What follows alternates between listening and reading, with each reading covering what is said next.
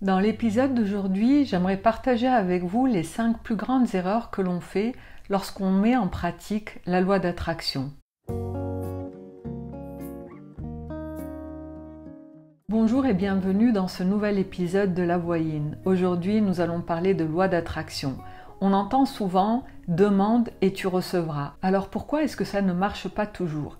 Eh bien, c'est ce que je vais partager avec vous aujourd'hui. On va voir ensemble les 5 plus grandes erreurs que l'on fait lorsqu'on tente de mettre en pratique la loi d'attraction. La première erreur que l'on fait, c'est lorsqu'on met le focus sur ce qu'on ne veut pas au lieu de mettre le focus sur ce que l'on désire. Au fil de nos expériences, nous découvrons qu'il y a des choses qui ne nous plaisent pas du tout, d'autres qui ne nous conviennent absolument pas et qu'on ne veut pas reproduire. Et c'est comme ça qu'au lieu de focaliser sur ce qu'on désire, on va se mettre à focaliser sur ce qu'on ne veut pas. Mais on a appris dans toutes ces pratiques sur la loi d'attraction qu'il faut faire des formulations en positif. C'est-à-dire que dans la formulation, il ne faut pas parler de ce qu'on ne veut pas, mais il faut formuler en positif ce que l'on désire.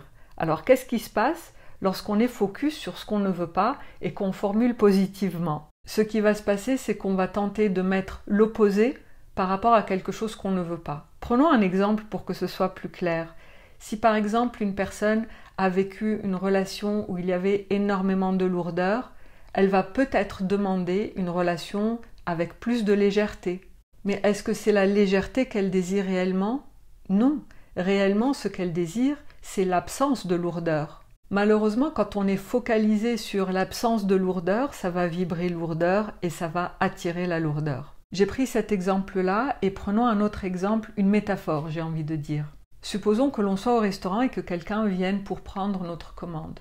Est-ce que si je lui dis « je ne veux pas de friture et je ne veux pas de viande rouge », est-ce que ça va suffire pour que la personne puisse comprendre ce que je désire manger? Probablement pas. Il va falloir que je sois précis sur ce que je désire et non sur ce que je ne désire pas. Et ça constitue l'une des grandes erreurs que l'on fait lorsqu'on met en pratique la loi d'attraction, c'est de demander de ne pas avoir ce qu'on ne veut pas, au lieu de demander ce qu'on désire. Mais savoir avec précision ce qu'on désire n'est pas un exercice facile, donc je vous invite vraiment à prendre le temps pour noter ce que vous désirez, en vous posant à chaque fois la question, est-ce que c'est vraiment quelque chose que je désire ou est-ce que je suis en train d'essayer d'éviter quelque chose que je ne désire pas? Parce que réellement, on n'attire pas ce qu'on demande, on attire ce qu'on vibre. Les intentions ont une vibration, les mots ont une vibration. Donc, en prêtant attention à la vibration, on va pouvoir attirer en conscience ce qu'on désire. Et la deuxième plus grande erreur que l'on fait, c'est de décrire le comment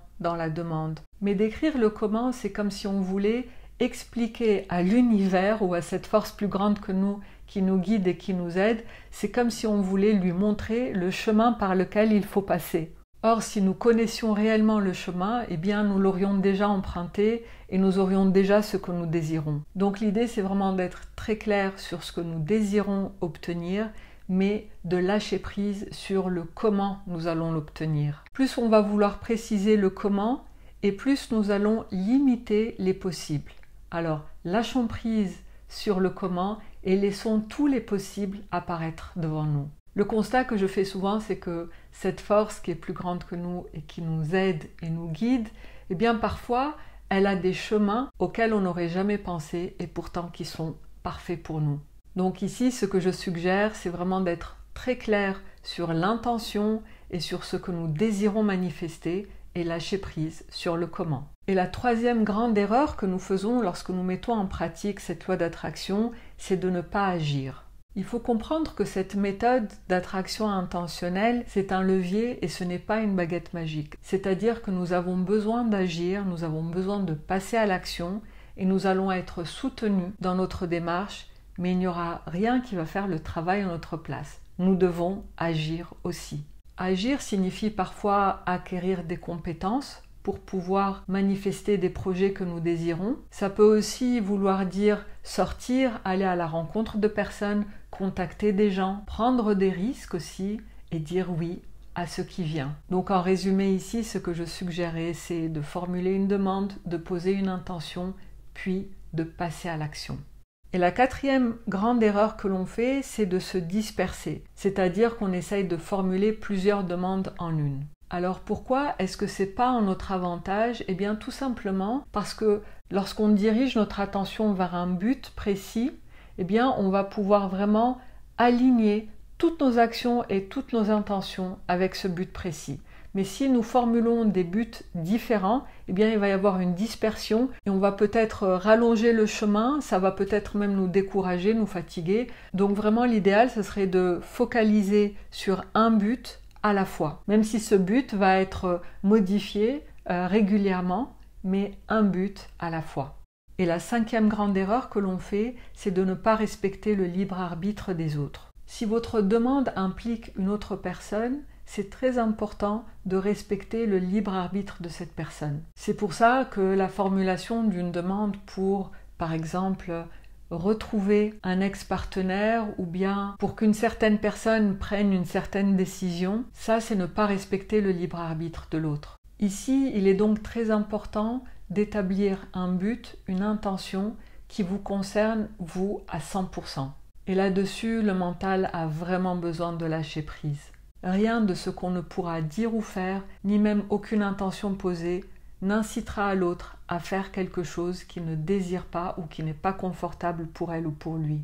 Certaines rencontres sont prévues, qu'on le veuille ou pas, et certaines rencontres ne se feront pas, qu'on le veuille ou pas.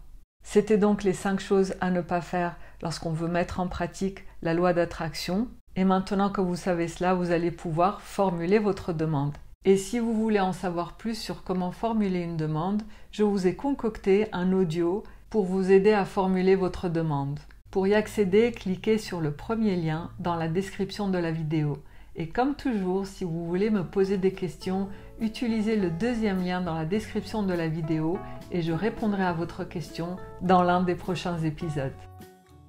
C'est tout pour aujourd'hui les amis, je vous souhaite une merveilleuse journée et je vous dis à la semaine prochaine. Ciao!